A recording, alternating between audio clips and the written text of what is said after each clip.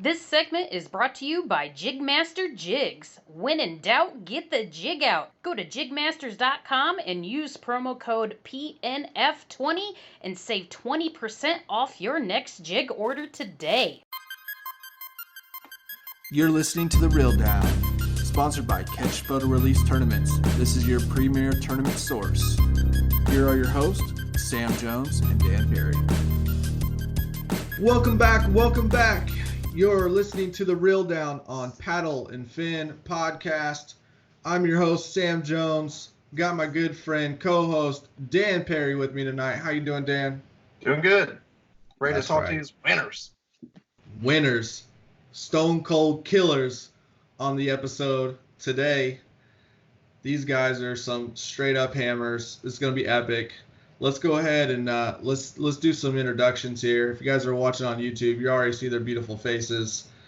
But if you're listening on the podcast, let's go ahead and do a little round table here. So first up, we got my man, Eric Siddiqui. What's going on, buddy? What's up, man?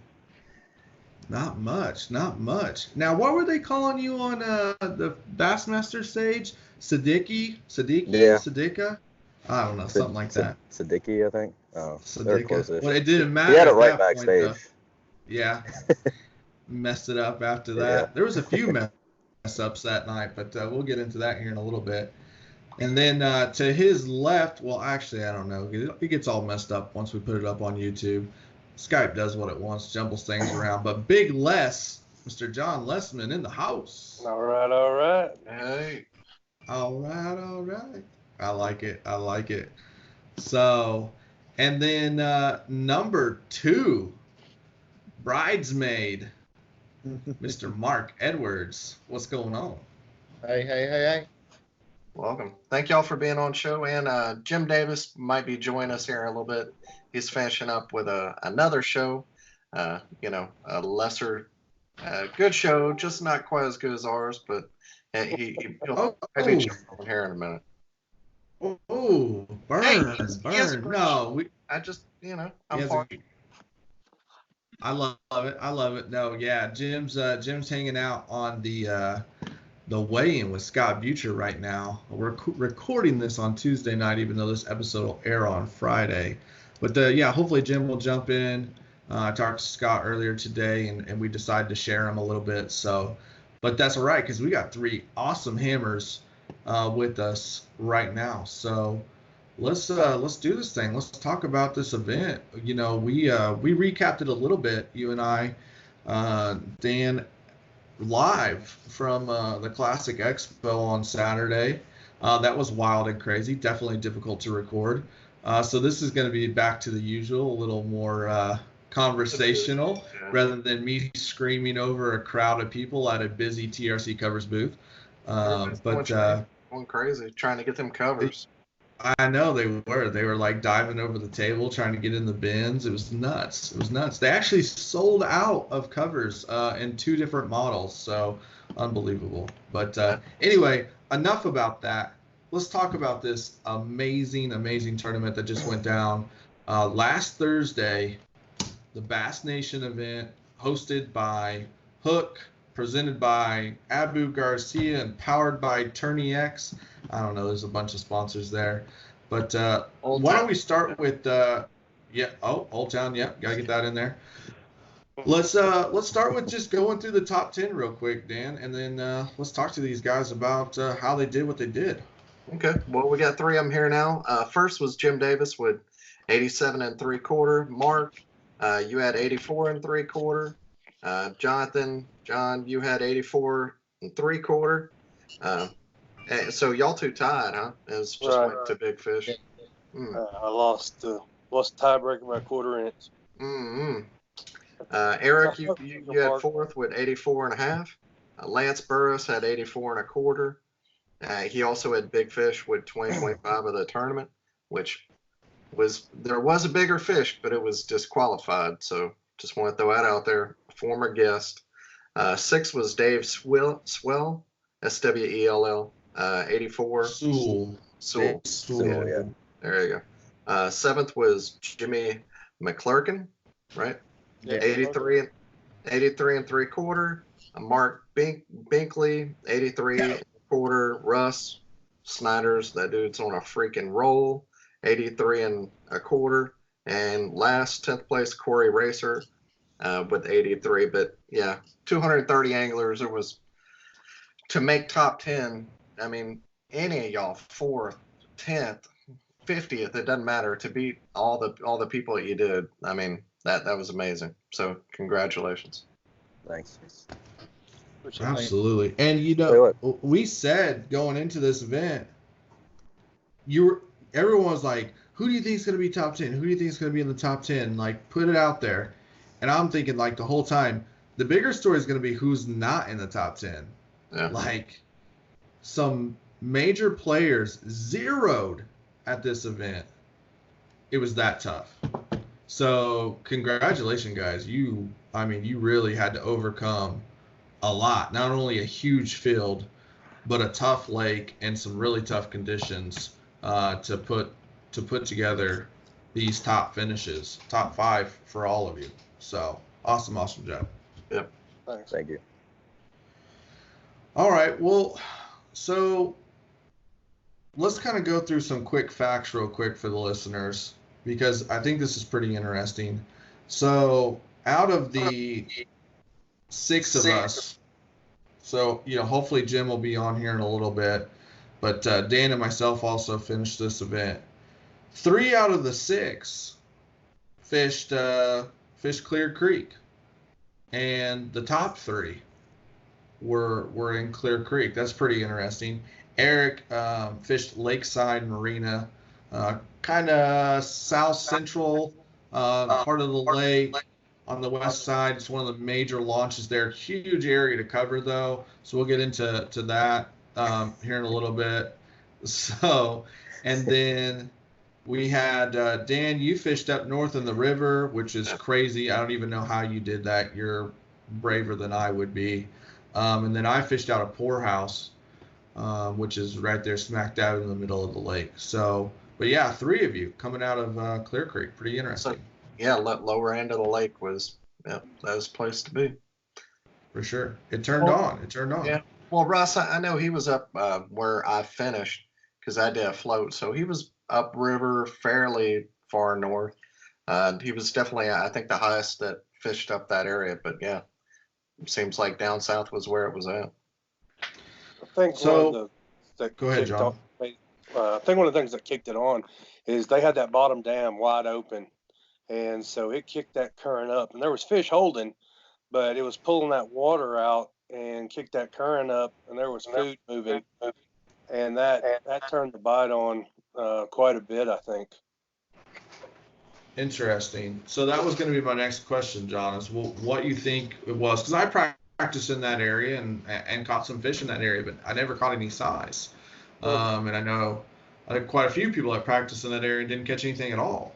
So that's what I was going to ask you. Yeah, they staged up quite a bit, different spots that we were pre-fishing, Mark and I were pre-fishing in. But once they kicked that current on, they had to leave. So it pushed them out and pushed them up on the flats or up on the banks and stood out in the creek as much. And I mean, that was a big difference for me versus the day before. I don't know, Mark, if he'd agree with that or not on his end. Yeah. So, what were you catching, mostly spots or largemouth, guys? I had a mixed bag. I was catching mixed. Yeah. Mixed bag. John, what about you, bud? Bigger fish, largemouth, but most of my fish were spots. Okay. My bigger ones was largemouth. Yeah, my bigger ones were spots. And did you specifically target one species or the other, or were they just kind of all together and it was the luck draw? I just went where. Go ahead. All right, Mark, you go first, man. Yeah, I actually targeted largemouth and spots. I found a school of spots, and that's where I started at. And, you know, that's what I was hoping to catch an early limit and then go for largemouth, and I ended up catching 2 largemouth. And then I went back to spots and were there. So. Yeah, I went to where I found the warmest water in practice, and I figured with all that rain, it'd probably be pushing some of that warmer water out of that culvert that was out in front of it. So I was just, whatever happened to be sitting there, I figured there'd be some fish sitting there. Whatever was going to be sitting there, I was going to catch them. So it turned out to be spots in the morning, and then kind of some largemouth pulled in there. There was a lot of largemouth on the other side in that real shallow water.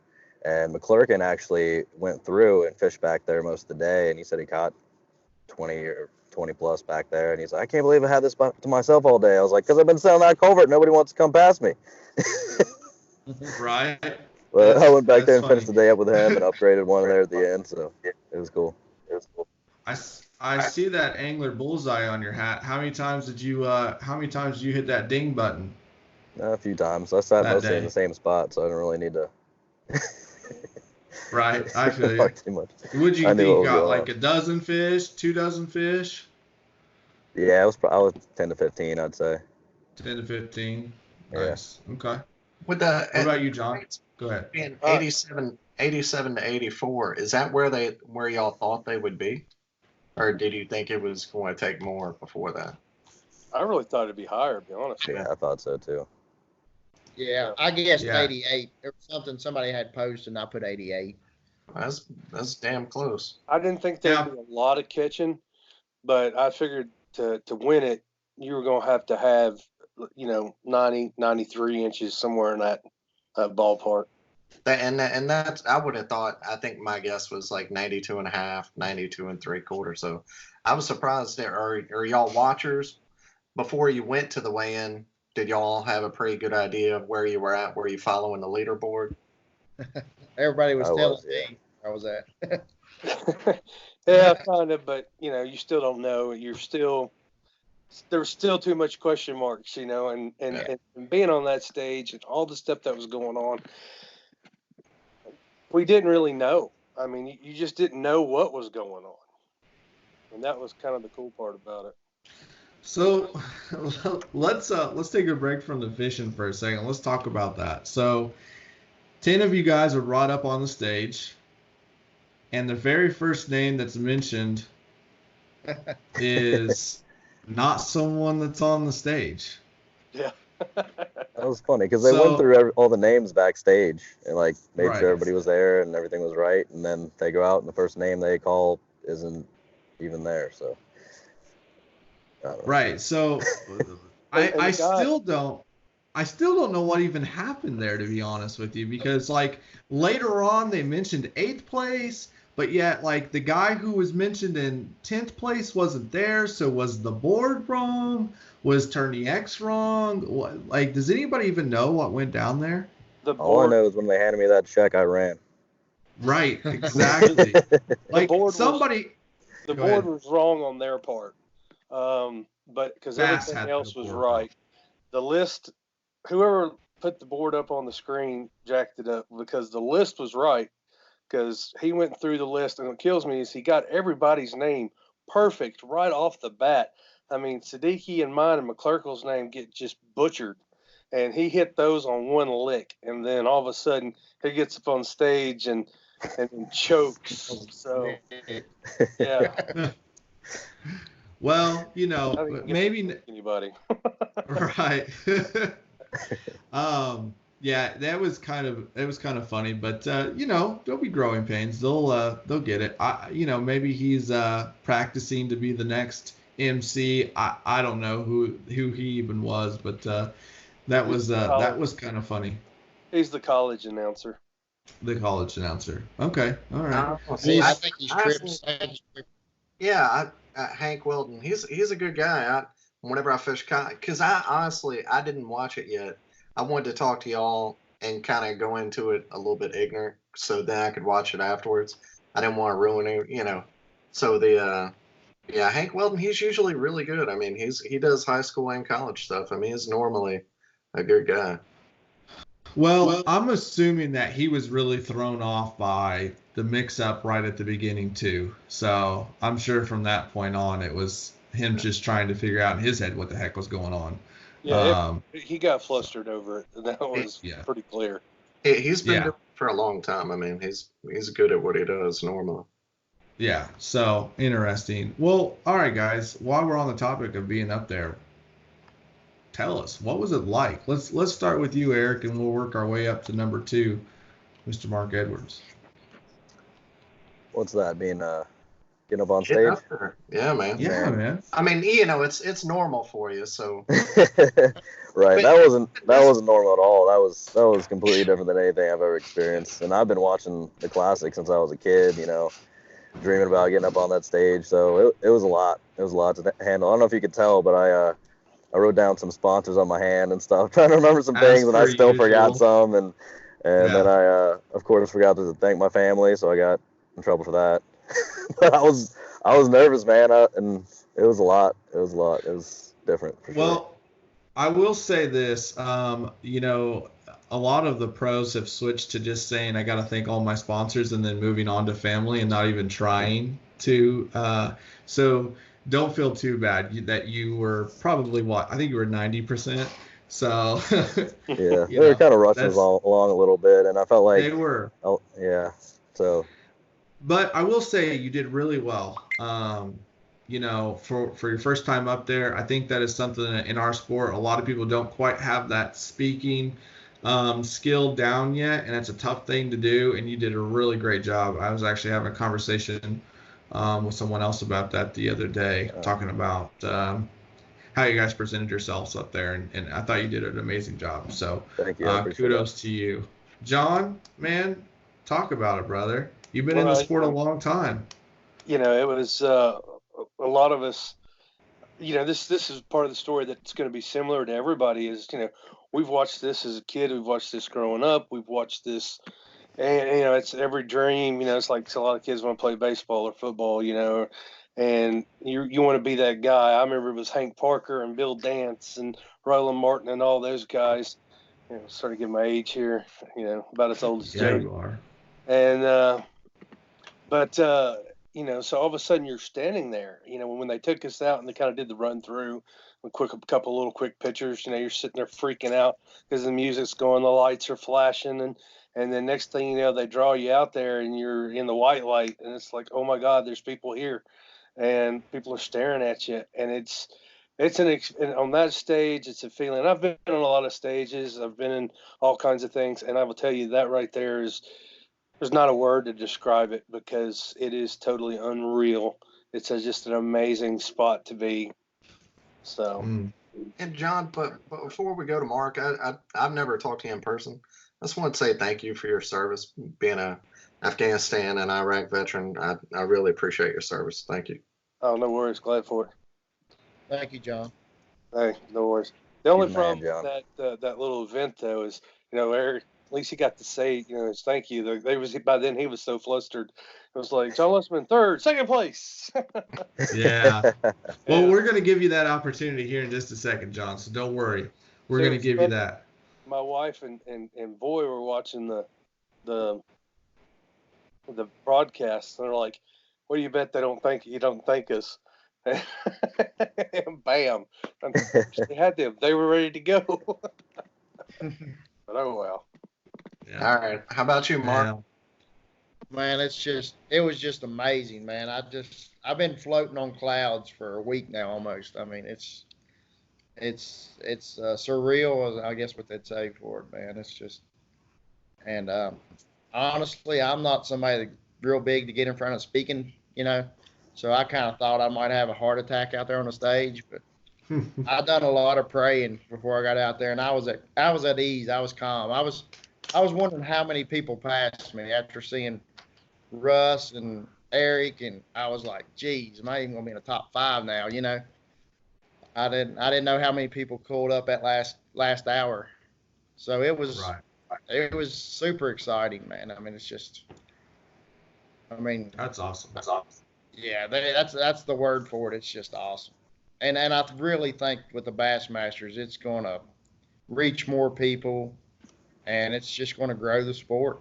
I mean, there's gonna be more people get involved in the tournament kayak fishing. I see it.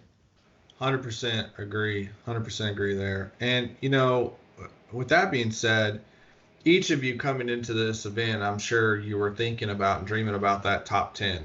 right? I mean, that's why everyone was fishing it, right? That's why 230 some guys signed up. You know, it was playing big on my mind, maybe way too much during the tournament. And so now that you guys have been there, you've been on that stage, I gotta wonder, are you like, yep, I've done it, been there, done that, or is it like even that fire even, stronger now? I want to be back. There you go. I can't wait till next year. Cannot wait. All it did was put gasoline on the fire. Yep. That's the best way to explain it. Put gasoline on the fire. Yes. Absolutely. And you guys are amongst 44 anglers who have already qualified for next year, which is icing on the cake. The cherry on top. Really cool. That was the goal. Takes a lot of pressure off. Yep. And that one's gonna mean, I think that one's gonna mean even more, right? Because this is one you got to qualify. Right. It's not a buy-in. You got to qualify, or at least fish, 3 out of the 5 events to get in, right? So pretty cool stuff there. Yeah. I think it's 3, right? Anybody know for sure? I've heard both, but I think it's kind of 4 actually. All right, cool. 4. I'm gonna go with my man Dan. I don't even know why I question him. That's Detective Dan. He knows. He always does the homework. So all right, 4 out of 5, which is tough to do. That ain't happening. Yeah, that ain't happening for me. I'm not making it to Fork or Clear Lake, so I gotta qualify another way. Which I kind of like that, honestly. I'd rather it be you gotta qualify through, your performance rather than just showing up. So, all right, cool. Well, so I have a question. After leaving the stage and in between now, I know, Eric, you announced whenever you were up on stage that you were changing, that you were going to a different, that you were swapping over to native. How many calls have y'all gotten? Oh my gosh. Honestly, I got another podcast tomorrow. I done 2 interviews yesterday for newspapers. It's been off the hook. It's been awesome. Oh yeah, opportunity, man. Just the opportunity. It opens up opportunity for everything. It definitely does. Between people at the Classic and then phone calls, text. I'm still trying to catch up on social media. I think the coolest thing though, it was kind of funny. This lady come up to me and tackled me almost, and she hugged me and it's like, "You're the kayak guy. You were our favorite. We were rooting for you. We just knew you're the big guy." I thought some lady was trying to throw it at you after seeing. I'm too ugly. I couldn't buy it, so it's okay. Yeah, it was cool. The next day, I was getting some gas, and the guy on the other side of the pump was like, "Yeah, man, I was watching on TV. Congrats and everything." I was like, "Oh, cool. It's always cool." It kind of throws you off when people say, "Hey, we watched you."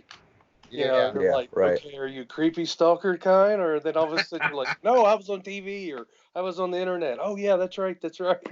Yeah, people know your name. I mean, I'm sure it's going to be strange.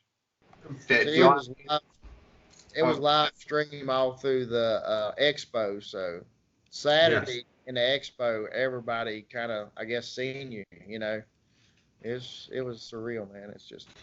Are there any new sponsors to announce? Not to announce, but things is working. All right. There you go. Like it. Eric dropped a bomb on the stage. Yeah, I got that worked out over the hour before we went up there. It was pretty crazy. I've been talking to him for about a month or 2, and it's funny how it all came together pretty quick there before I went up on stage. Right? Yeah. Right before you go on the biggest stage, it just happens to close. Right. Nice, dude. That was pretty epic. John, what you got, man? I'm very fortunate. I got picked up by, and super excited, I got picked up by Dakota Lithium. So I'll be rocking the DLs there, and pretty stoked because, I'm a big dude and I can shed the weight. That's even better. And then also Gator Card, patch kits and so forth. They've been great. It's a product I've used for years, and they come out and said, "Hey, we want you." And I was like, "Awesome." And I got a couple other things in the work, and so we'll see. Some people's reached out. Yeah. Pretty stoked about it. So Very That cool. is awesome. That is awesome. So I announced that I was leaving Bonafide, and everybody kind of looked at me funny, and I was like, well, everybody else was leaving, so I just said I was going to leave, but I left my Bonafides in the truck. So what boats are y'all running? I know. So you've got a Bonafide. What are you in, Mark? I'm in a Native Titan 12. That's what I fish out of lakes. Okay. But I also got a Slayer 10 for rivers back home. But that Max Slayer looks really sweet. It's probably going to be coming home here soon. That's a nice boat. Yeah. For the rivers back home here, it's gonna be awesome. Yeah. I'm sorry. I'm still just messed up by John right now. I'm like, listen to you. I'm like, wait, hold on a second. Like, I feel like I would have known something here. What's going on? Is he gonna like tell me he's switching to native? Like what? And then I left it in the truck. Well, I stayed with Eric, and I stayed with Brad and a few other guys, and all these people are switching and are moving up, and I kind of felt lonely, and I'm sitting there silently clapping for everybody, and so I was like, well, I gotta have a little fun. You know me, I gotta poke at somebody, or I'm just not having fun. And I was like, I'm leaving. And they're like, no, serious. And I'm like, yeah, I left them in the truck. There's a lot of shifting and moving going on in the industry right now. Definitely guys getting picked up and switching and making some moves. And I think you're only going to see more and more of that. And that's just, that just proves where we're at in the industry right now, which is an awesome, awesome thing. It's only going to get better. Now, that's good. Let me ask. That's what's driving it is. That's what drives this industry is competition. So it's going to be, you look at the big boys and the Elite Series and all them. It's what's driving competition. So you got to have it. Yeah. Absolutely. Now, and forgive me, I don't remember. Were any of the three of you on the FLW stage, top 10? No, I didn't get to fish it. No, I didn't fish the FLW. Too much going on. Eric, where did you finish? At the FLW Forcewood? Cup. Yeah. I just got back from Australia. I didn't get really any pre-fishing in. That's my excuse for that. Okay. All right. Fair enough. Well, the reason I was asking, I couldn't remember if any of you were on there or not. I couldn't even remember basically who the top 10 was, unfortunately, because I was going to ask you what the difference in the feeling was. But anyway, moving on. None of us made it there. So old news anyway.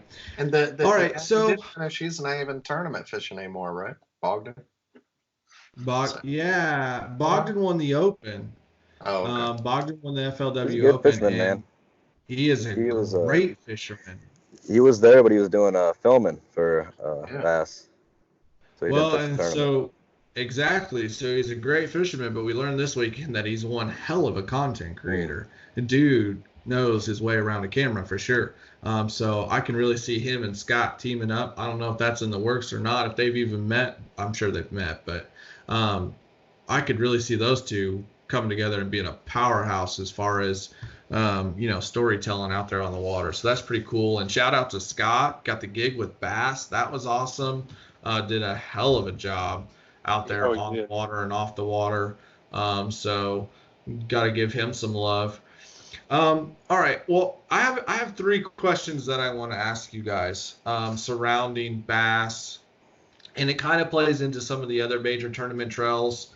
But I have three questions, and then we'll kind of move on to some other topics here. But the first one is single day event. So you pay $250. There's 230 guys in the event. It's the biggest stage ever, but yet it's a single day event. Did you guys like it, hate it, indifferent? Let me know your thoughts on that. I wish it was 3 days. My 3 days I fished. Yeah, I feel you. I caught over 80 inches all 3 days I fished. I dang sure wish it was 10 days. I actually had three different patterns, man. It was just everything. It's like just seemed like everything I did was right. I mean, my first thing I went out to Main Lake and tried Main Lake pockets, and that worked really good. But the problem was the main lake pockets was so far apart. In a kayak, I was like, can I run this all day, and hit enough pockets? So I tried some more pockets later on that evening, and then nothing, The first 2 pockets was great, and then the next 3 to 5 wasn't no good.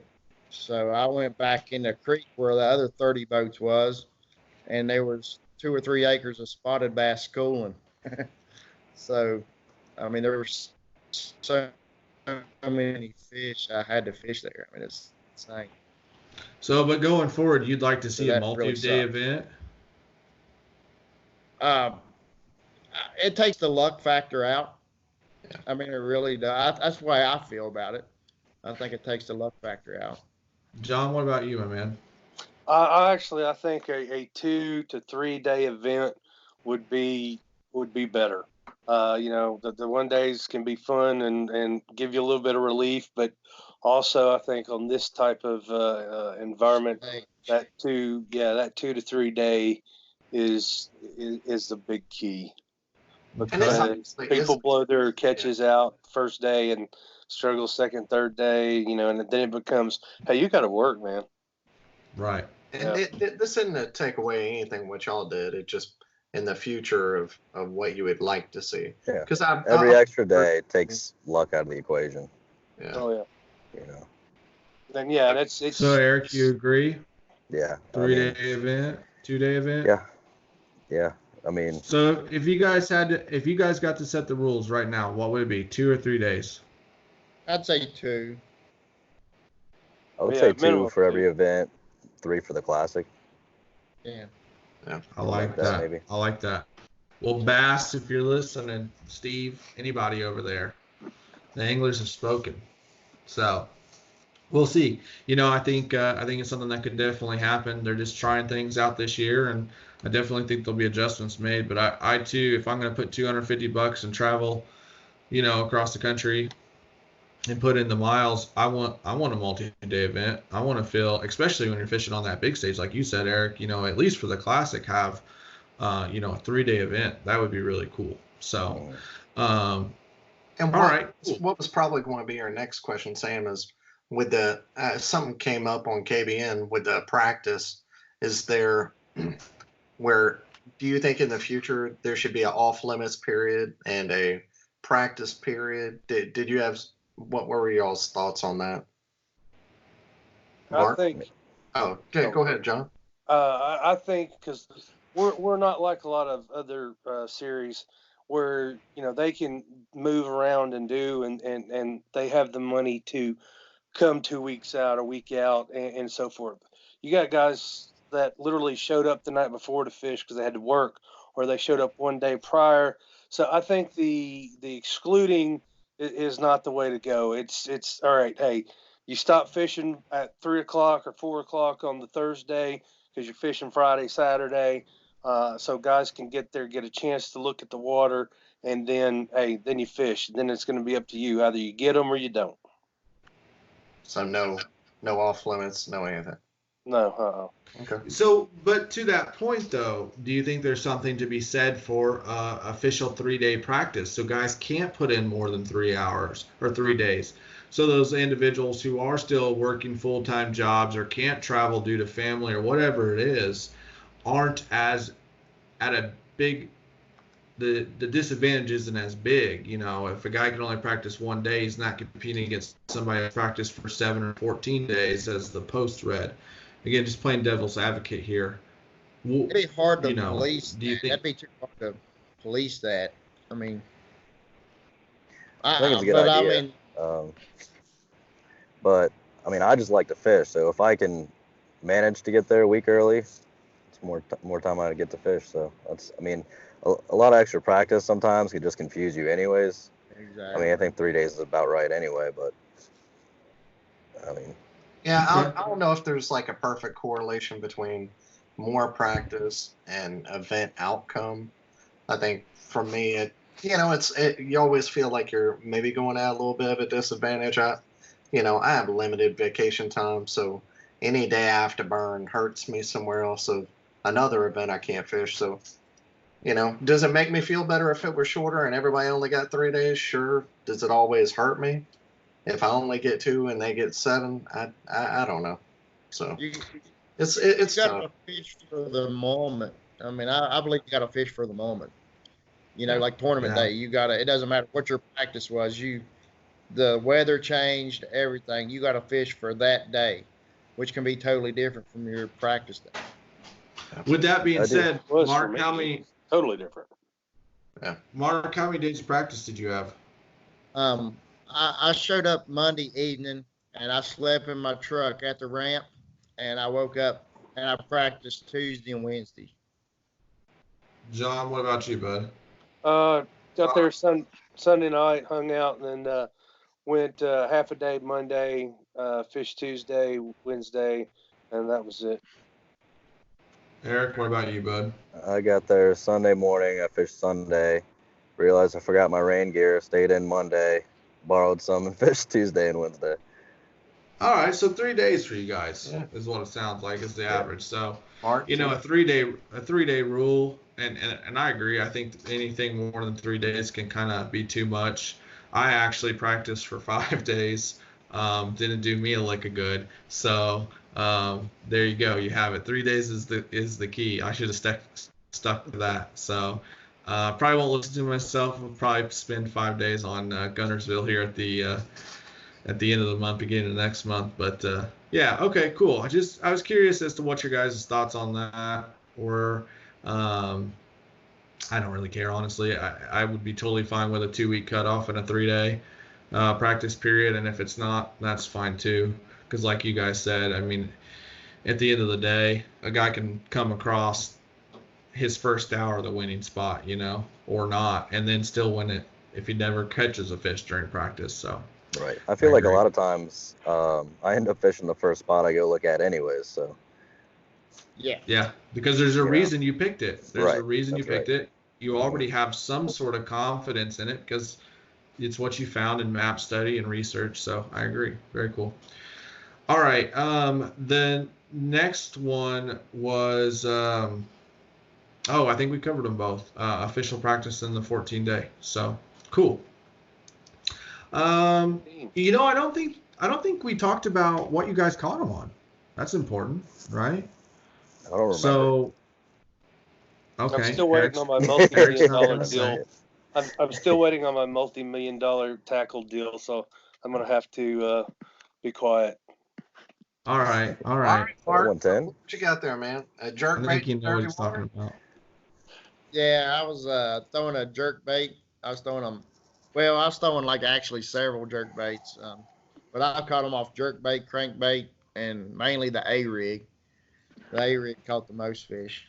Game day. I just love the way you say jerkbait and crankbait. There's just something to it. It's just got this little clump to it. Say it again for me. Jerkbait, crankbait. There you go. All right, sorry that got awkward. Oh my country. So hit a knock and it got broke. what you got? Mega Bass 110. Broke that one early. This one's actually a Lucky Strike, but the ones I caught fish off from was Lucky or the Mega Bass. Were you just ripping that thing really hard in the school? +1 and a +2. Okay. +1, +2. I don't know if you heard me or not.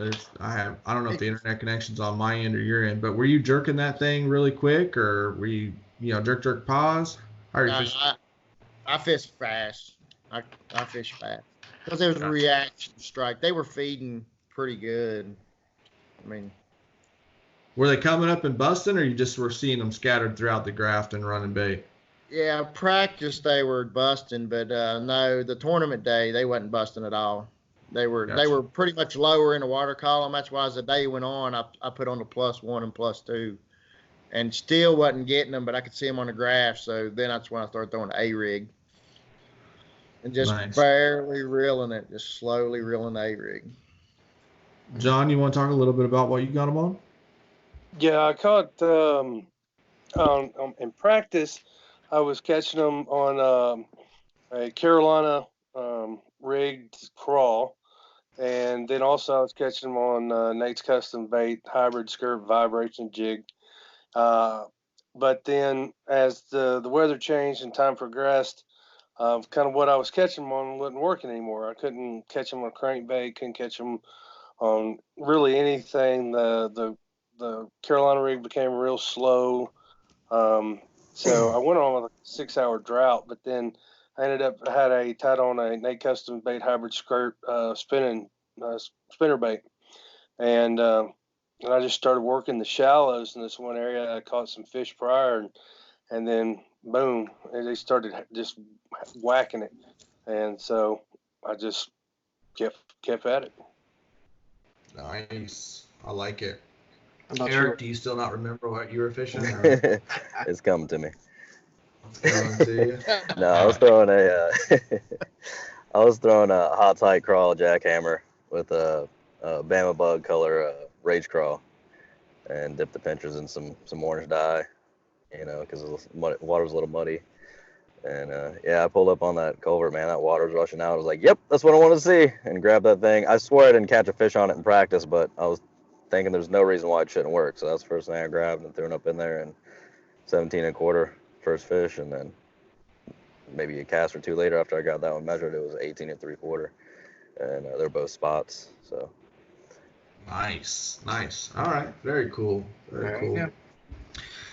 So you had a little fun, Eric, at the Classic Expo. You and your good buddy Josh Stewart played a little game on some people. You want to talk about that?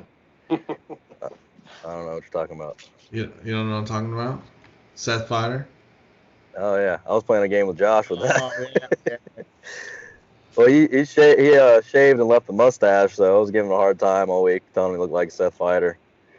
And Well, I ended up beating him backstage at the Classic, so I pulled up a picture of him and took a picture of Fighter holding up Josh's picture. That's funny. I saw that. There was a rumor going around that Josh was pretending to be Seth Fighter and like going up and talking to people. I don't think he had to pretend to be him. They probably thought he was him anyway. Yeah, gotcha. Okay. Yeah, he looked pretty close. It was like the long lost brother. You sent me that photo, and we'll put that up when we air this because that's just hilarious. Because they look. We got to get Josh in a jumpsuit and get him out there on the water with Seth. That would make for a hilarious YouTube video. But Yeah. Anyway, okay, cool. Well, let's see. What else haven't we talked about tonight? Let's see. Where you guys heading next? Yeah. We already talked about that. Oh, that was before, yeah. No, that was before. You're right. We haven't talked about that as we're recording. So, I think somebody mentioned they were going to fish Tennessee Valley kayak anglers. Is that you, that's John? coming up this weekend. I'm gonna hit them. Steve and those guys, they throw just a great little event, and it's a good time. Good chance to do a little pre-fishing as well, and then the following week I'm gonna head on down to Pickwick and do the KBF Pro Pickwick down there. Are you fishing casting for a cure this weekend as well with the TVKA event? I know there's a charity event going on Right, kind of North Alabama this weekend. Yeah, that's through Coleman City kayakers. They're doing that's through them. And I think the ACA guys, North Alabama, might be doing as well. Okay. Nice. What about you, Siddiqui? Yeah, my next one will be the KBF Pro on Pickwick, assuming it gets enough people. I mean, it's right before the national championship, so I think that's probably why it may not get what it would otherwise. But I've heard a lot of people. I mean, no one was signed up going into the tournament, but I heard a lot of people at tournament say they were going down. So I haven't checked it lately to see what numbers it's showing. But man, I'll be there. Pickwick's one of my favorite lakes in the country. Yeah, Nice. that's amazing. perfect. I really wish I could fish it. You can fish Pickwick, Wheeler, and Wilson, right? Right. Oh. Yeah. Right. And you think you'll target Pickwick? Sounds like. Yeah. I mean, that's where I really learned how to fish. So. Oh, nice. Are you going for the smallies or largemouth, mixed bag? What's Go for your whatever game wants to plan? bite. If you want to, whatever wants to bite. All right, I like it. I mean, like last it. year I fished it and ended up with a 21.5-inch smallmouth on day 2. Day 1, I think I had a 21.5-inch largemouth. So, I'll go after whatever I could get. Oh, that's awesome. Yeah, I, that'll be. That's some big caught a fish. big spot on that lake though. Yeah. Well, there's 5 guys currently signed up for it, so I'm sure there'll be more signing up in the next couple days. So, that was the other question that I wanted to ask. We only covered 2. The other question I wanted to ask was, what do you guys feel about the 14-day cutoff for signups with Bass? Would you like to see that go away? You okay with where it's at? Like, kind of, what is some of your feedback for Bass on that? It needs to go away. Go away. Well, Okay. I think at least a week. If they Yeah, want to we- do that for numbers, at least a week. The 2 Right, week. right. Well, of course, what hurt is this one was so close. The rest are spread out, and that's what hurt is it was so close. But yeah, definitely at least a week. yeah. You shouldn't have to pay for the next one before you even fish the first one. That's what I think about it. But Mark, the made it thing what was tough so for some cool guys. about this, what was so cool about this is after you got off the stage and you had that adrenaline rush like no other, they hand you your check. Yeah, I mean, that was cool. That is amazing. Yeah, that was very nice. I mean, and that's one of the reasons I fished some Bass Opens several years ago as a co-angler. And that's the reason the weight is they've got the money in the bank, so you don't have to wait after the tournament and all that stuff. And I was going to ask, was this tournament record breaking for the most expensive one-day tournament ever? No. Was there The more? Kayak National Championship 2 years ago had more. That was a one-day though? Yeah. Oh, the one day. You said one day. I'm sorry. That's my fault. Yes, this would be one day. So y'all, yeah. Yeah, Just the total let's- payout. I mean, what did they actually pay out? Somewhere around 44,000, I thought. Yeah, I think the holdback was what? Was it 7,500? Isn't that what we figured out before? I'm not positive on that, Yeah, to I'm be not honest sure on with that. you. All I know is you guys took home some big checks. Yeah. So that was pretty sweet to see. What, John, you were a little over 5K. Eric, where'd you end up at? 3. 3. And Mark, what, 7?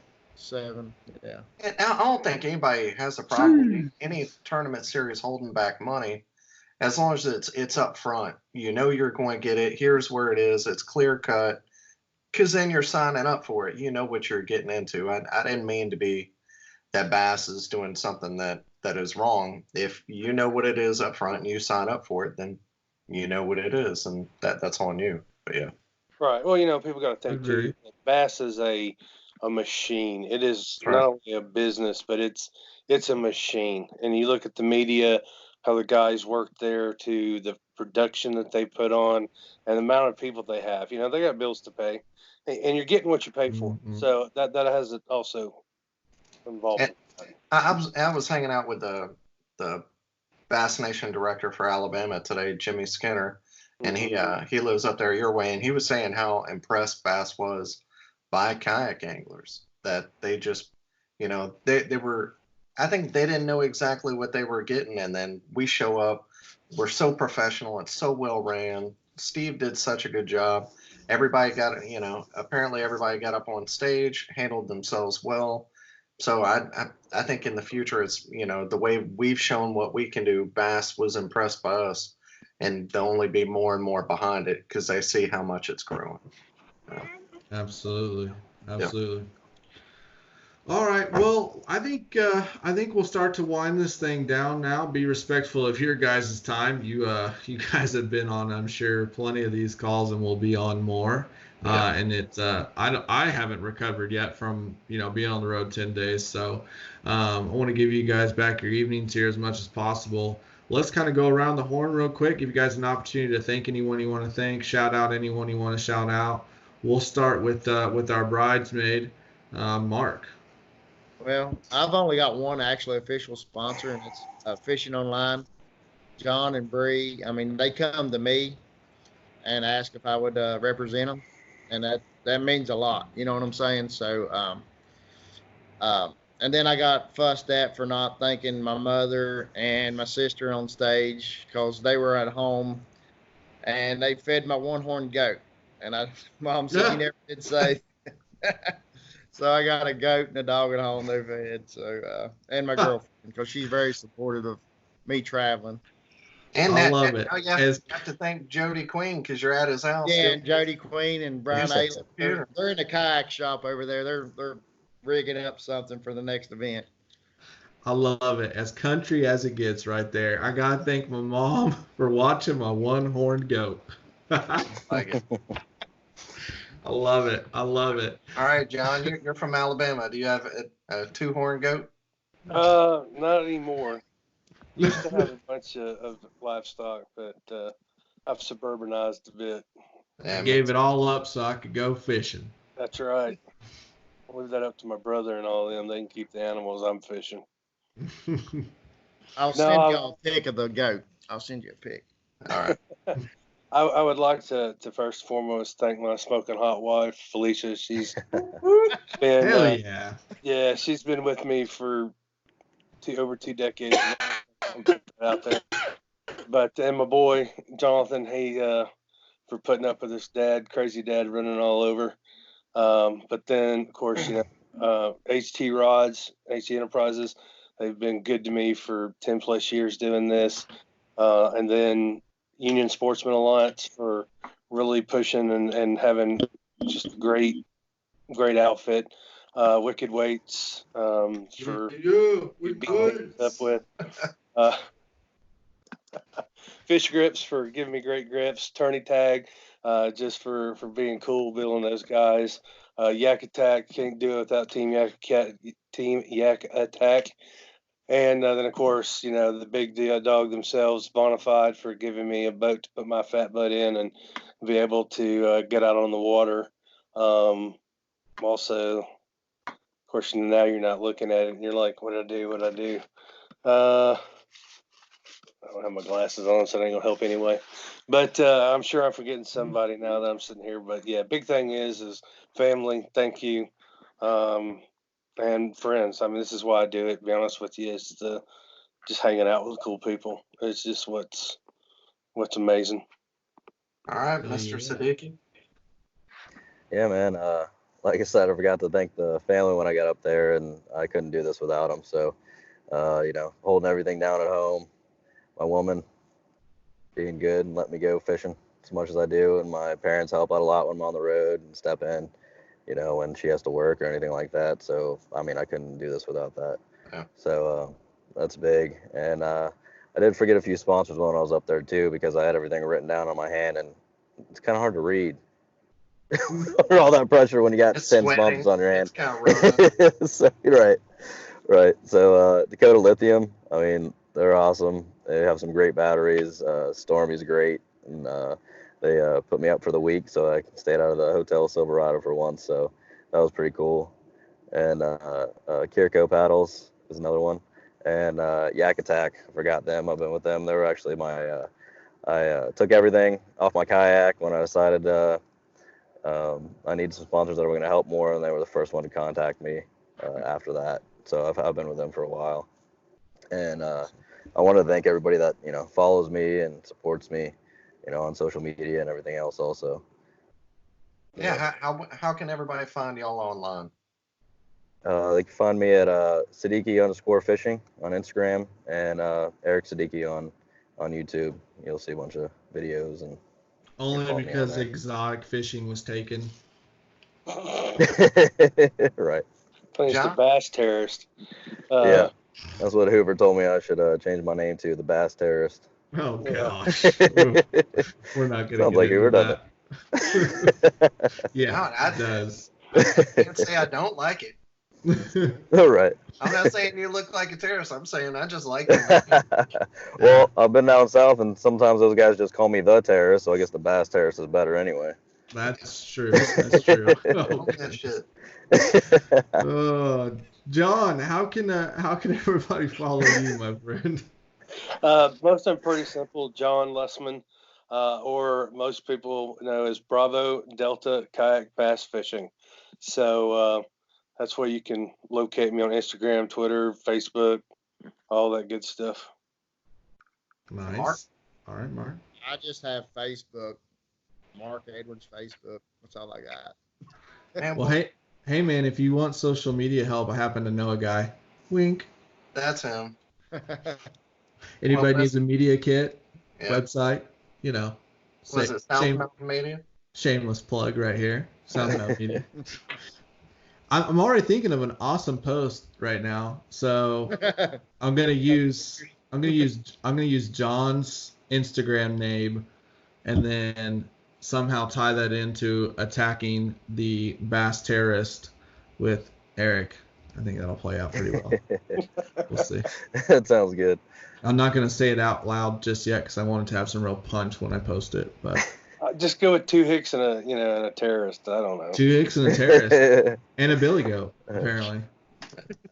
I know John's a serious guy. I just got to be careful coming to the house too late. I don't want to wake him up and bring back a flashback or something. Yeah, Bro, I'm telling you what. there is that. Somebody might look at John and think, oh, I could probably outrun him or get around him or something like that. There ain't no way I'd mess with that man because I got a feeling he's going to come up real quick if he needs to, and he's going to get you. And if he gets you, he ain't letting go. So, But you know what else about John? You guys may not know this. Eric, I know you know this. John can cook a mean dinner. Mhm. So That's why I'm fat. You know that, right? Oh, no, I didn't know those things correlated. He even cooked Actually. me some Cincinnati chili when we were at lacrosse. Ooh, He yeah. did a good job with it too. Cincinnati chili. What do we have that one night, John? What was it? Like deer strap or something like that? Deer stew? Yeah, I I brought don't know. some deer. Yeah, I made a couple guys did.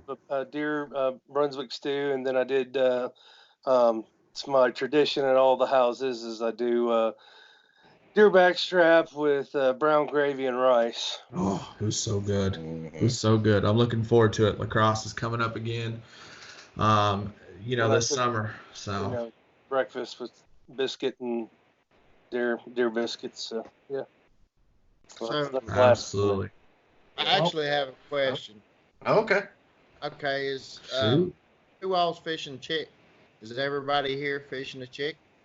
Oh yeah, I'll be a chick. No. Not gonna miss Chick. No. No, I'll be at Shake and Lacrosse.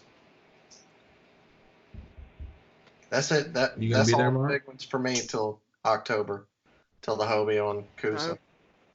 Jeez. Yeah. Yeah. So, and then everyone's fishing NC, right? I mean, I know Dan, you're not, but guest wise, you're all fishing NC. Mm-hmm. Yeah. Oh yeah.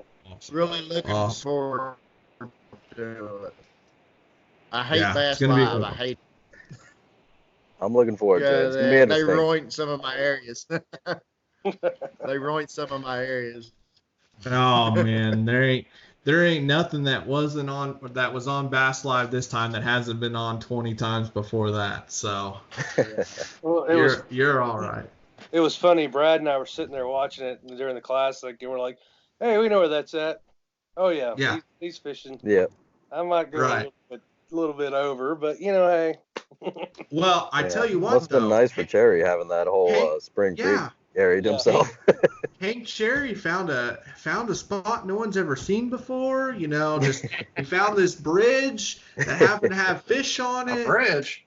Yeah, it's like, I don't know. I've never seen it before. I don't know how he came up with it. Apparently, there's not been like 3 other classics won on it.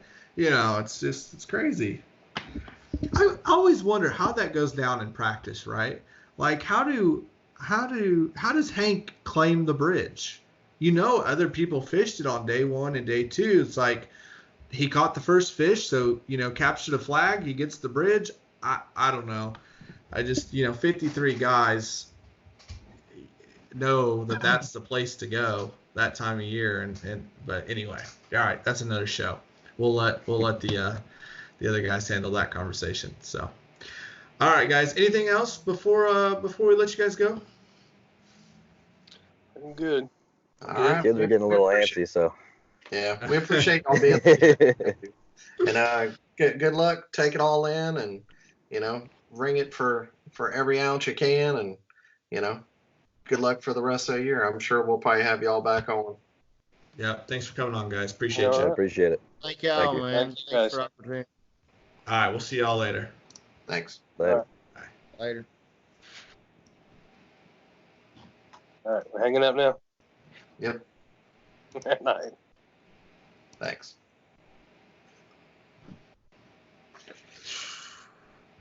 We were just in some good company, my man. Yeah, that was serious. I mean, people's been doing it for so long, and I'm glad somebody like John, and Mark too, but people that have been doing it, and they finally get that big win, or I mean, if you're in top 10 with this, that was a win.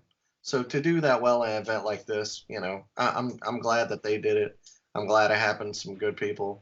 I wish John could have been. I mean, Jim could have been on, but I'm glad we got to have 3 on, because that was a lot of fun. Absolutely. And to be in top 30 in this event was like, being in top 10 in any other event. 166 anglers put a fish on the board. There was 230 anglers. Yeah.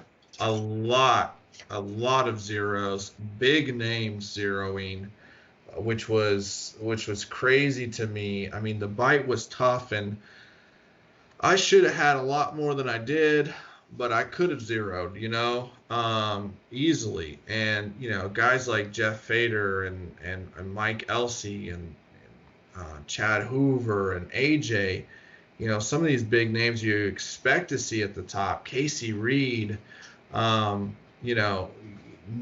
even putting a fish on the board, or at least not putting it in there on the app is crazy. And then I think the limits ended at like 58th place.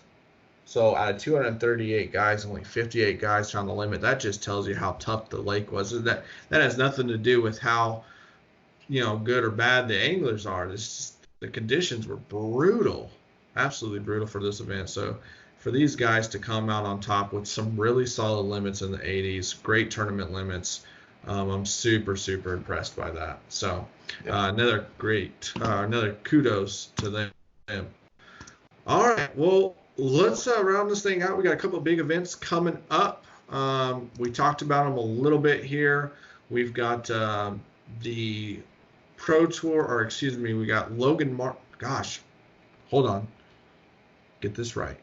We got Hobie Bass Open Series on Lake Norman coming up. So that's going to be a fun event. A lot of buzz in the air about that one. I saw today Dave Sewell, another top 10 guy from Indiana. He's out there practicing, and he put up a picture of a Mondo. So he's already found some big fish there. That's pretty cool. But that's going to take place Saturday and Sunday. Let's see how many anglers are signed up for that. It looks like 83 anglers already signed up for that event, which is a great turnout right after this huge event that we got going on right now. And then B.A.S.S, event number 2. Yep. Lake Fork again. That quick. B.A.S.S is heading to Lake Fork. Another big event there. They just had the Hobie Bass Open Series there, and now we got the Bass Nation Kayak Series heading out there to Lake Fork. I think it was somewhere around 150 anglers signed up for that event as well. I know quite a few guys after this previous event on Logan Martin wish they could have signed up, so those numbers may have been even larger had that 14-day policy not been in there, but it is. So yeah, 150 guys I think almost for that, which is going to be amazing. Looking forward to seeing the turnout, and we're going to see 30 more guys qualify for next year's Bassmaster Classic on whatever lake they choose. We don't know yet. Yep. And we had some other tournaments that happened the same day as Logan Martin. Go over those real quick. You had Southeast Texas Kayak Bass League on Sam Rayburn. There were 50 anglers. Mike Smith got first with 89.5. Ruben Martinez with 89 inches, and Steve Fisher in third with 87.5. So congratulations to them. You had Cats Kayak Angler Tournament Series on Stillhouse Lake in Texas, where Caden Drake won it with 93.75, and this one had 71 anglers, so it was a pretty big event. Second was Nathan Charlak, probably pronouncing that wrong, but it's 90.25, and third was Elvin Conrad, and only 13 out of 71 anglers had a 5-fish limit, so that was definitely a tough one. And that was just kind of a theme over pretty much everywhere on that day, last Saturday. It was rough for a lot of people. You had RVKA, River Valley Kayak Anglers, on Lee Creek Reservoir in Arkansas. That had 35 anglers.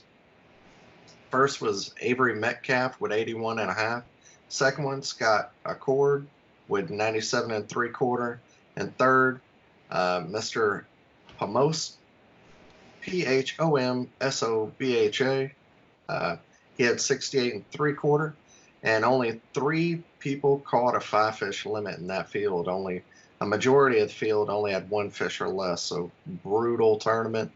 And last was a KBF Trail West on Theodore Roosevelt Lake out in Arizona. That had 51 anglers. Only 6 people of the 51 had a limit. First was Chris Spencer with 76.75, Mario Galvez with 75.25, and Ian Mikey with Meinke with 74.25. So congratulations to all of them. Tough conditions, and you did it. Yeah, awesome stuff. Shout out to all those folks getting out there and crushing it early on in the season. We got it done. The first big one of the year. Yep. Out of the way. Moving on to the next. Well,